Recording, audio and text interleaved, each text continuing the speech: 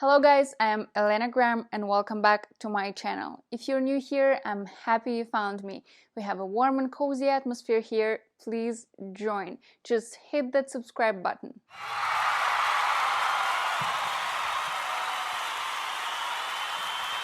What I want to talk about today is how do we live life to the fullest? I know it's a very popular question and we're all consciously or unconsciously asking it every day. I know it sounds cliche, but it can't be more true. We all live just once and we have a very limited time. Now calculate years of infancy, childhood, teenage years where we aren't capable of making our own choices and still are forming ourselves as individuals. Then years of retirement where we're fully formed with our visions, we understand who we are, we know what we want from this life, we have freedom of choices, we have financial security, but at that point our bodies start failing. So once again, we are limited. With all of it, we have about 20 to 30 years of independent adult life, yet most of it is spent in job commitments.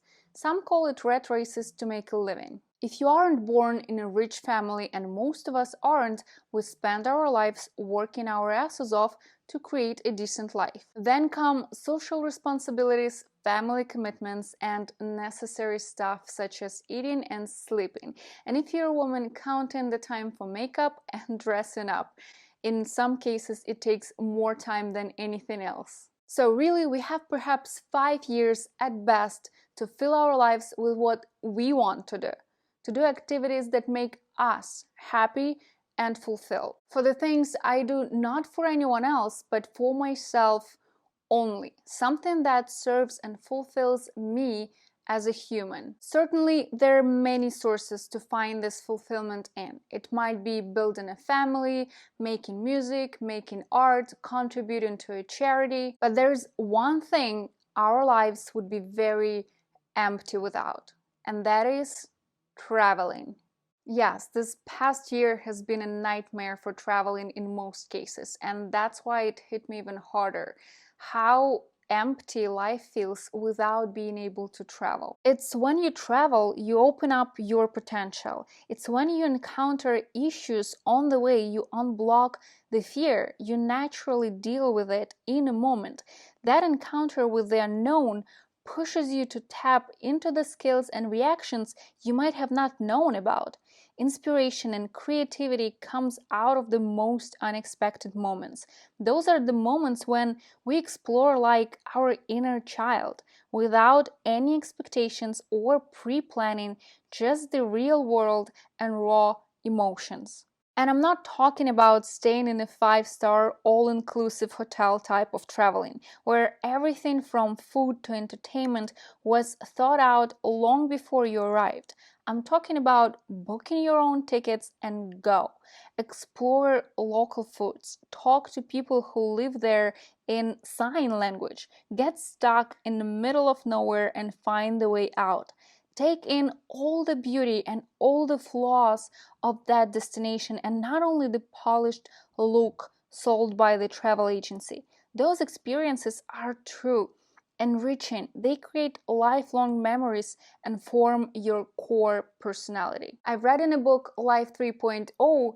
It's a great book touching on some global subjects, but one idea related to what I'm talking about here is our rationality is correlated to the amount of input, the amount of information we receive, right? We tend to think that we humans are smart and rational by default, right? It's black and white. You are either this way or that way.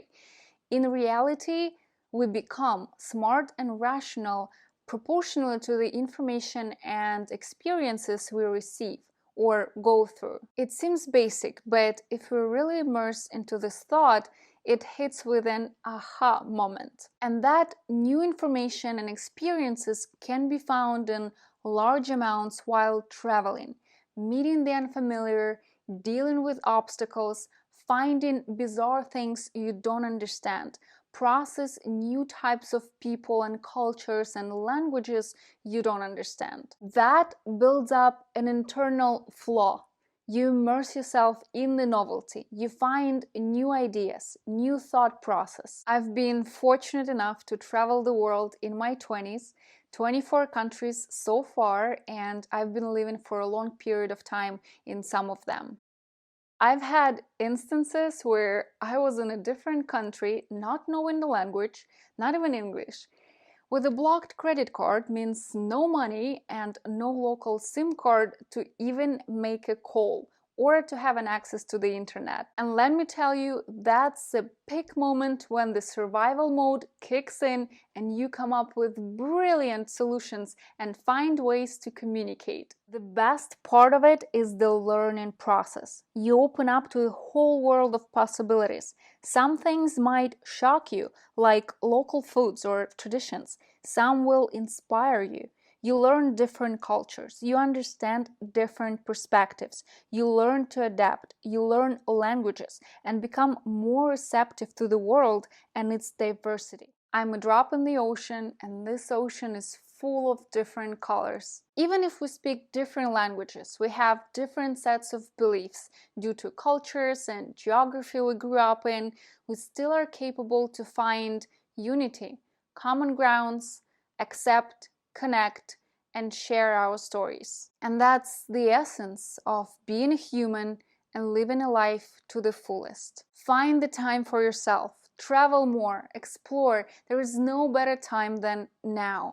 And I'll see you soon in my next video.